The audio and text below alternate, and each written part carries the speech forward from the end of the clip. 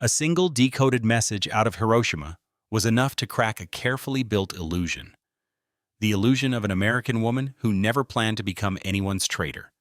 August 6, 1945. 8:15 a.m. Radio Tokyo. A broadcasting studio looking down over a capital already wounded by years of war. The air was heavy with humidity, and somewhere beyond the walls, sirens carried on and off like a distant warning. Iva Toguri, 29, a UCLA graduate from Los Angeles, adjusted her headphones the way she always did, expecting nothing more than another shift, another routine program. Before we dive in, subscribe and comment where you're watching from. Now relax, grab your coffee, and settle into the story. For nearly 3 years, she had lived behind enemy lines. She played American swing music. She cracked jokes. She teased lonely servicemen with the same rough, unmistakably American accent she had grown up with. Boneheads, she called them, like a comedian, doing a bit. Not a spy delivering poison. And like almost everyone in Tokyo by mid-1945, she had begun to believe the end was close. People whispered it in corridors. Officers hinted it without saying it aloud. Japan couldn't keep going forever. Then the transmission came in. Fragmentary, broken, unfinished. Engineers stopped mid-task. Phones began ringing all at once. A messenger pushed through the corridor with a decoded military telegram from Hiroshima headquarters, a message sent seconds before everything went silent. The lines were incomplete, jagged, panicked. Entire city destroyed by single bomb. Unknown weapon, casualties catastrophic, request immediate. And then nothing. The message ended mid-sentence, like the city itself had been cut off from the world. Iva watched as officers and technicians crowded around the paper. Faces tightened, hands trembled. Some muttered denial, that it had to be a freak disaster or American exaggeration or propaganda meant to break morale. But their eyes gave them away. She had seen exhaustion for years. She had seen fear during air raids. She had never seen terror like this, not in people whose job was to pretend victory was inevitable. Then another report arrived. Reconnaissance. The detail that made the room go quiet. Only a handful of B-29s had been tracked over Hiroshima that morning. Not hundreds, not a massive raid, just a few aircraft. And then, a single rising column of cloud pushing high into the sky, visible from far away. The kind of cloud that didn't belong to normal war. A city, an entire city, had been erased in minutes. Iva leaned toward a stunned announcer and whispered the first thought any sane mind would have. 3 planes can't destroy a city. But the evidence on that telegram said otherwise. For years, she had tried to survive by telling herself a story. That America was tired, that Japan could hold out, that distance and willpower could force negotiations. Every broadcast she read, every joke she delivered, every song she played carried that assumption underneath. American boys were demoralized, defeated, desperate to go home. On the morning of August 6, 1945, she realized how wrong that assumption had been. America hadn't been losing. America had been choosing how much force to use. And now it had revealed something beyond ordinary war. Not just a weapon, but a message. That the rules had changed. Permanently. And in that same instant, another truth settled in her chest. Her fate had never depended only on guilt or innocence. It depended on what people needed to believe after 3 years of Pacific hell.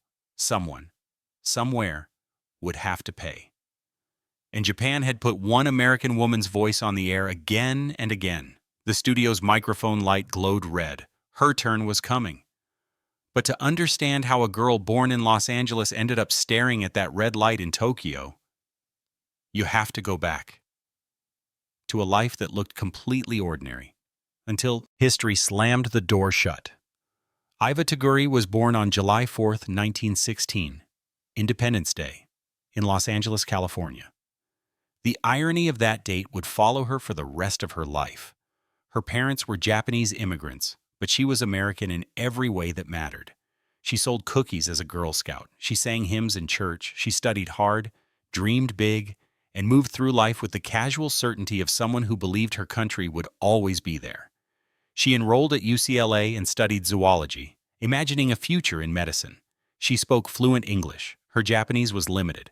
Her world was California sidewalks, classrooms, and the steady rhythm of American life. In July 1941, her parents asked her for a favor. An aunt in Japan was seriously ill. Could she travel to Tokyo, just briefly? A family duty? A graduation gift? A few months at most. Iva agreed. She packed light. She booked passage. She promised she'd be back by Christmas. Then December 7th, 1941 arrived. Pearl Harbor didn't just change the war. It changed the meaning of the ocean between her and home. Overnight, ships became targets, routes vanished, travel became impossible. The price of evacuation might as well have been a fortune. And suddenly, Iva was no longer a visitor. She was an American citizen stranded in a country now at war with the only home she had ever known. Early 1942. The Japanese military police came to her, not with a suggestion, but with a demand. They told her to renounce her American citizenship, sign the papers, declare loyalty to the emperor. They spoke like men offering a simple solution to an annoying problem. If she cooperated, life would become easier. Food rations, protection, a path forward in a nation that now treated Americans as enemies. Iva didn't hesitate. I am American. 3 words, quiet but immovable. And in wartime Japan, that kind of refusal came with a price. They labeled her an enemy alien. No ration card, no stable employment, no legal standing that could protect her if someone decided to punish her. The city around her tightened like a fist, and as months passed, the consequences became physical. By 1943, her body was collapsing. Malnutrition hollowed her out. Scurvy tore at her gums. Swelling spread through her legs until walking became pain. She drifted into hospitalization for weeks, not because the system cared, but because she was breaking down too visibly to ignore. When she was released, she wasn't healed. She was simply returned to the streets, skeletal, exhausted, and living on the edge of starvation. That's when Radio Tokyo entered her life. They weren't searching for a celebrity voice. They needed a typist, a small job, minimal pay. But attached to it was something that mattered more than money. Food rations. The difference between surviving and disappearing. Iva took it because there was no other realistic choice. The office she stepped into smelled of stale cigarette smoke, damp paper, and tension. Wartime bureaucracy. Scripts stacked in piles. Staff speaking in clipped tones. And inside that cramped world, she met 2 men whose presence explained everything about what Radio Tokyo truly was. Major Charles Cousins, an Australian prisoner of war. Captain Wallace Ince, an American prisoner of war. Both were forced into the machinery of propaganda, forced to produce programs meant to weaken Allied morale. But beneath the surface, they were doing something else. Sabotage. Not heroic in a dramatic, cinematic way, but careful, practical, survival-based sabotage. They wrote scripts designed to sound like propaganda while carrying as little real poison as possible. They buried meaning in sarcasm. They used music as a shield. They tried to make the broadcasts harmless, because the alternative was worse. A broadcaster who truly believed the empire's lies. They needed a voice they could trust. Someone who was pro-American. Someone who wouldn't naturally play the seductive, hypnotic character Japan imagined could lure American soldiers into despair. And in Iva, they saw something useful. Her voice wasn't glamorous. It wasn't smooth. It didn't sound like a fantasy. It sounded real, rough, sharp, unmistakably American. The kind of voice that could never convincingly become a siren, which meant it could survive censorship while quietly undermining it. They chose her. Iva didn't call herself Tokyo Rose. She didn't even know the name was spreading across the Pacific. On air, she used a different identity, Orphan Anne. A private joke made public. A way of acknowledging what she was without confessing it. Stranded, cut off, living in a country that could never truly be hers. Her broadcasts became a strange balance of survival and defiance. She played American swing music that Japanese censors often didn't understand. Duke Ellington, Benny Goodman, Glenn Miller, Artie Shaw, familiar sounds for American ears, delivered from enemy territory like a ghost of home. Between songs, she joked, she teased. She called the soldiers boneheads and knuckleheads with a raspy California edge that made it hard to take the show seriously. She'd laugh and say things like, "This is your favorite enemy, Orphan Ann," turning the entire premise into something closer to comedy than war. But the tightrope was always there. If the program sounded too dull, officials would replace her with someone more obedient, someone who would deliver real psychological warfare with a smile. If the show sounded too entertaining, American listeners might assume she was genuinely trying to seduce or demoralize them. She had to stay interesting without becoming convincing, defiant without sounding openly defiant, human without becoming a symbol. And while she tried to hold that balance, something else happened far away, across the Pacific. American servicemen, isolated on islands, listening through static on shortwave radios, began blending voices together. They heard English coming from Japanese stations, sometimes cheerful, sometimes mocking, sometimes flirtatious, sometimes simply present. Dozens of women broadcasters across different locations became one figure in the imagination, a single mythical villain, Tokyo Rose. The legend grew because it filled a need. A war is easier to endure when it has a voice you can blame, a face you can picture, a character you can hate. Iva Toguri, starving and trapped, had no idea she was being folded into that myth. To her, the broadcasts were a job that kept her alive, a constant risk, a daily calculation. And in private moments, lying in a small room that never truly felt safe, she would wonder what people back home would hear if they ever listened. Would they catch the sarcasm? Would they sense the restraint? Would they realize she was trying to survive without surrendering who she was? Or would they only hear what the legend demanded? By 1945, the routine had become relentless, program after program, script after script. Iva had done hundreds of broadcasts. She had played more American songs than most people in Tokyo would ever hear in their lives. She had turned insult into comedy and comedy into camouflage. And through illness, threats, and hunger, she had held on to one thing that should have protected her, her American citizenship. She believed that mattered. She believed her voice was, in the grand scale of the war, harmless. A small performance inside a collapsing empire, a survival tactic wrapped in swing music. But she didn't understand what had been forming on the other side of the ocean. Tokyo Rose, the legend, was becoming real in American minds. Across the Pacific, soldiers listened in darkness. They tuned in through static, through jungle humidity, through the long, quiet hours between combat.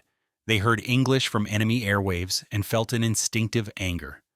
That anger turned into a story, a seductive voice, a female enemy meant to weaken their courage, a siren in the night, a symbol of betrayal. And like all symbols, it grew larger than any one human being. Meanwhile, the real Iva was simply trying to stay alive. What she didn't know, what few people would recognize until much later, was that small acts of resistance were happening behind the scenes. The POW broadcasters didn't want propaganda that actually hurt Allied morale. They wanted programs that sounded official enough to satisfy Japanese supervisors but carried as little damage as possible. Iva became part of that fragile system. She played the music the soldiers loved because it reminded them of home. She used humor because it made the broadcasts feel unserious. And when she could, quietly, carefully, she helped prisoners in ways that never made headlines. Rice balls slipped into hands during air raid drills. Food shared when guards weren't looking. Cigarettes traded for small favors. Information passed indirectly through harmless-sounding requests. Nothing dramatic. Nothing that would look heroic in a photograph. Just minute choices made under pressure. Even the studio itself reflected the war's slow collapse. By the summer of 1945, Tokyo was no longer a functioning capital in the way it once had been. American B-29s had turned wide areas of the city into ash. Firebombing had devoured whole neighborhoods.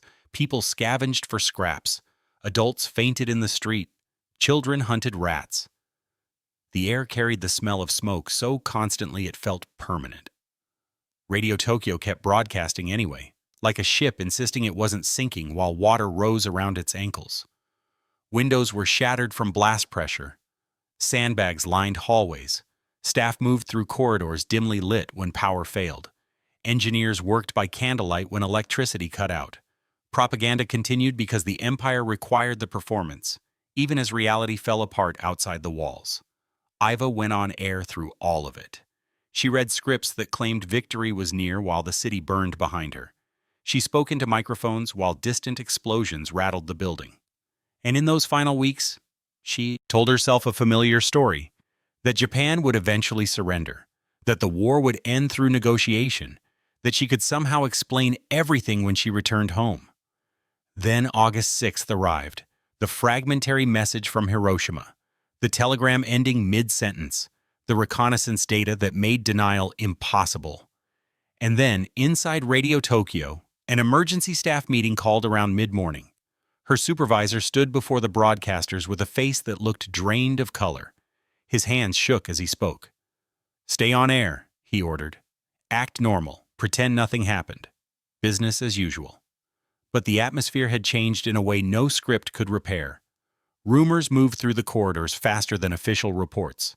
A railway official who had been miles outside Hiroshima described a flash brighter than anything he'd ever seen.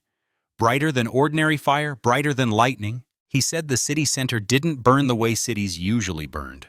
It vanished, replaced by a wall of heat and a firestorm that could be seen from the mountains.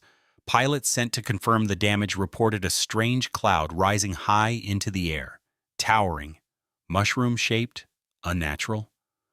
Some swore they saw colors that didn't belong to normal smoke, a glow that felt internal, alive. It sounded like superstition at first, until more reports followed. By evening, casualty estimates began bleeding into conversation, tens of thousands, then more. Numbers so large they seemed unusable, like they belonged to a different kind of catastrophe. Iva sat in the broadcast booth that night and stared at the script placed before her. It was the same formula as always. America weakening, Japan resisting, victory inevitable. But now the words felt weightless, false, in a way she could feel in her bones. An engineer knocked on the glass and pointed toward the clock. 2 minutes to air. She looked up. Through shattered windows at Tokyo's burned districts. For years she had survived by believing the war had limits, that even the worst bombing was still bombing. That destruction had a scale the human mind could understand, but if America had erased an entire city with one weapon, then the war didn't have limits anymore. If they can destroy a city, she whispered to herself, what chance do we have? The microphone light turned red. She took a breath. Her voice steadied out of habit. She played the music. She delivered the jokes. She performed the routine. But inside, she understood something she hadn't allowed herself to admit before. America was going to win. And when the war ended, the victors would not only demand surrender, they would demand accountability. A name, a face, a voice. And the only American voice the enemy had put on the air had been hers. 3 days later, the second strike came. August 9th, 1945. 11:02 a.m. Nagasaki. This time the shock didn't arrive as a rumor that could be brushed aside. It hit Radio Tokyo like a physical blow. The staff heard the reports and stopped pretending. People abandoned desks. Engineers broke down in plain view. Someone tore down a propaganda poster in the corridor as if destroying paper could undo what had happened outside. 2 cities, 2 bombs, 3 days. Inside the Imperial Palace, the arguments turned desperate. The Supreme War Council split, not over whether Japan was suffering, but over what kind of suffering they could still endure. Some insisted the nation must fight on, even if it meant the deaths of millions. Vice Admiral Takejiro Onishi pushed the logic to its extreme, talking about sacrifice on a scale that sounded like madness because the war had become madness. But the old math of war no longer applied. What did last-ditch resistance mean against a weapon that could erase a city in minutes? On August 15, 1945, Emperor Hirohito spoke to the nation. Most Japanese citizens had never heard his voice before. It came through radio speakers, thin and crackling, formal and distant, wrapped in old imperial language. Yet the meaning was unmistakable. Japan would surrender. For Iva Toguri d'Aquino, surrender should have meant release. She had survived starvation. She had refused to renounce her citizenship. She had endured years of suspicion and pressure, always believing she could one day go home and explain the truth to the only country she considered hers. By that point, she was newly married to Felipe d'Aquino, a Portuguese-Japanese man she had met in Tokyo. She was also pregnant, early, uncertain, still holding on to the fragile idea that peace would restore normal life. In her mind, the picture was simple: a ship, San Francisco, California air, her parents' faces, and an explanation that would finally make sense of the years she had been forced to live inside enemy territory. But surrender did not erase the legend. It made it dangerous. As Allied occupation forces entered Tokyo, a colder reality settled in around Radio Tokyo. American soldiers walked the bomb-damaged corridors, inspecting equipment, interviewing staff, learning which voices had gone out over the air. The moment they heard English broadcasts had originated there, expressions tightened. The war was over, but the anger hadn't ended. It had simply changed shape. Whispers spread among Japanese workers. America will make an example.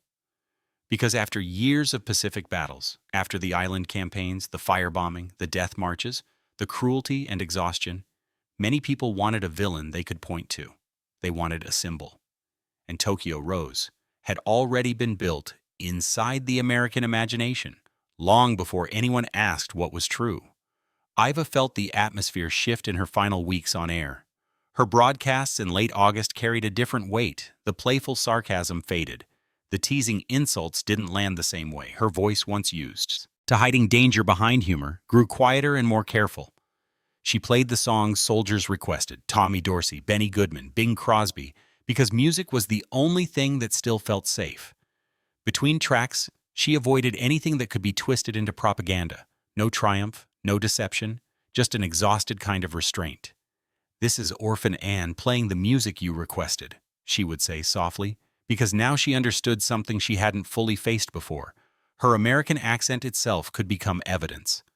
On August 28, 1945, she stepped into the studio for what she believed might be her final broadcast. The war had ended, but the occupation had begun. She placed a hand over her stomach, feeling the early reality of pregnancy and the heavier reality of uncertainty. The question that hung in the air was simple and brutal. Would America see her as a victim of circumstance or as a traitor? The microphone light turned red again. She finished the program, removed her headphones, and walked out of the studio.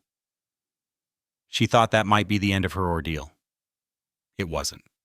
September 1945, two American journalists appeared at her door with an offer that sounded like salvation.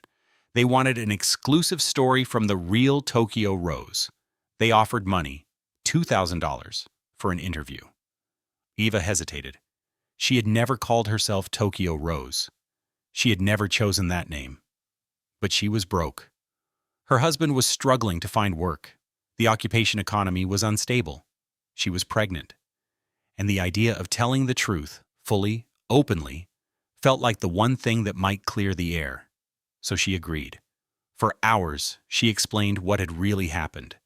How she'd been trapped in Japan after Pearl Harbor, how she'd refused to renounce her citizenship, how hunger and illness had nearly killed her, how POW broadcasters had tried to sabotage propaganda from within, how her on-air role had been survival balanced with restraint. The journalist nodded, took notes, and promised her story would be told fairly.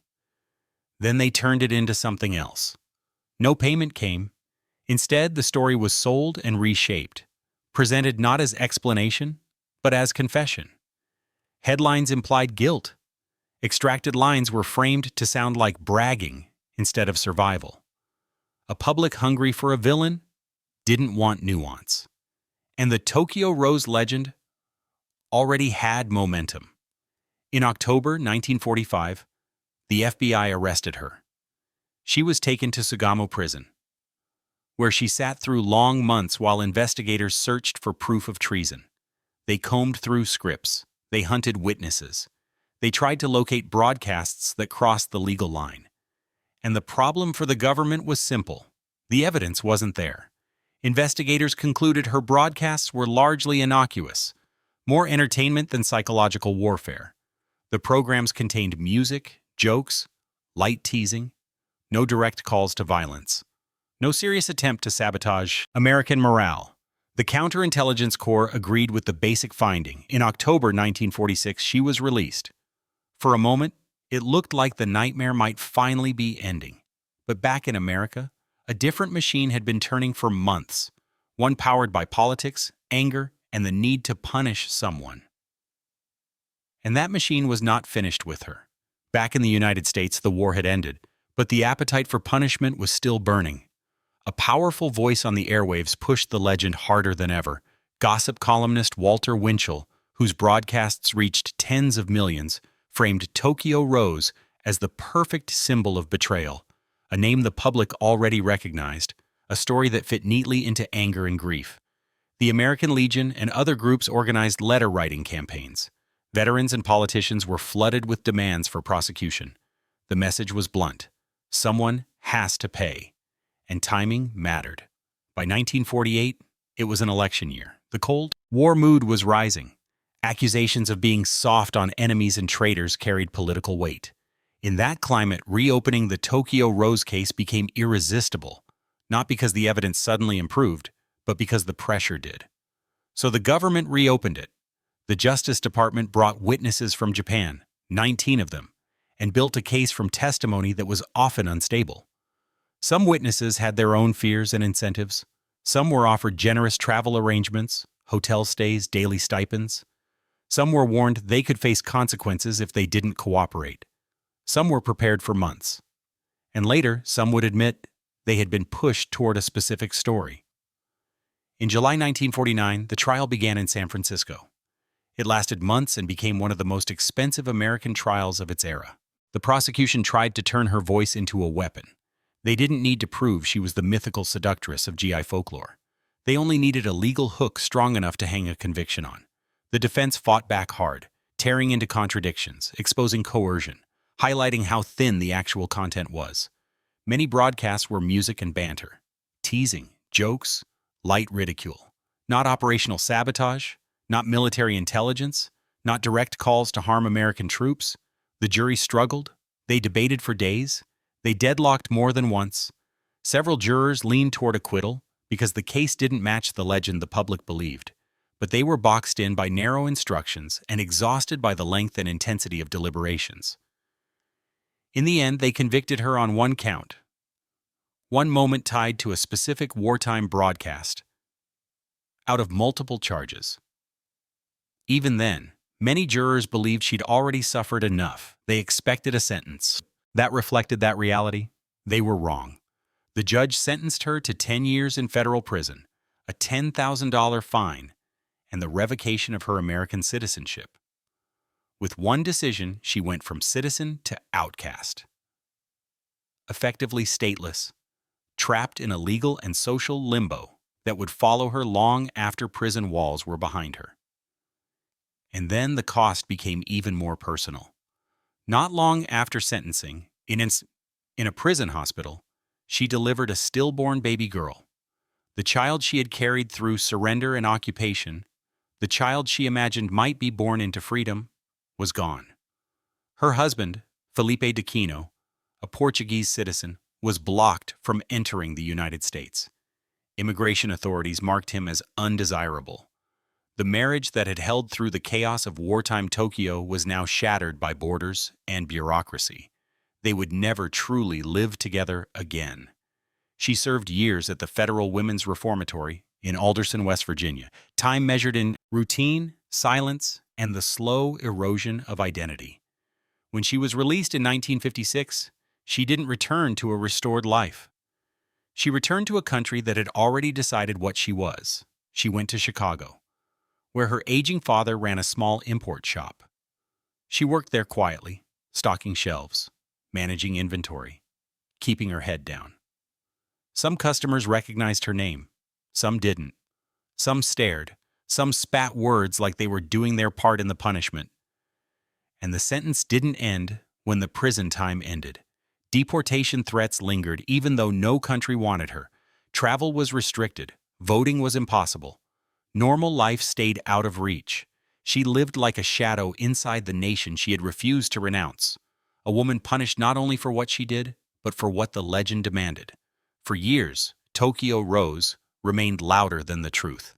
Then, in 1974, something finally shifted. Not through politics, not through outrage, but through people willing to dig into what had been buried. In 1974, two investigative journalists, people with no stake in the original hysteria, started reopening the old files. They went looking for what the trial had actually been built on, not what the headlines had claimed. They pulled records that had sat untouched for years. They tracked down contradictions that had been ignored, and what they uncovered didn't just weaken the case, it changed what the case was. Key prosecution witnesses, they found, had been pressured. Testimony had been shaped over time, with witnesses coached towards specific phrases and details. Some had been threatened with consequences if they didn't cooperate. Others had been rewarded well beyond basic travel support. Most damning of all, the journalists found evidence suggesting authorities had known parts of the testimony were unreliable, yet the case moved forward anyway. The foundation wasn't solid evidence, it was momentum, politics, public anger, and a legend that demanded a conviction. In 1976, the story reached a national audience when 60 Minutes aired the findings. The impact wasn't instant forgiveness, but it cracked the certainty that had surrounded her name for decades. People who had grown up hearing Tokyo Rose as a proven traitor began hearing something else. A case shaped by pressure, fear, and convenience. Slowly, public opinion shifted.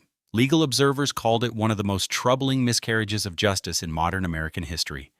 The narrative that had once been simple, traitor punished, began to look like something darker, a country needing a villain more than it needed the truth. Then came January 19th, 1977. On his last full day in office, President Gerald Ford issued a full presidential pardon to Iva Toguri Decino. She was 60 years old. More than 3 decades had passed since that morning in Radio Tokyo when the Hiroshima telegram arrived and the world changed shape. The pardon restored her citizenship. It removed the official stamp of criminality. But it couldn't restore the years.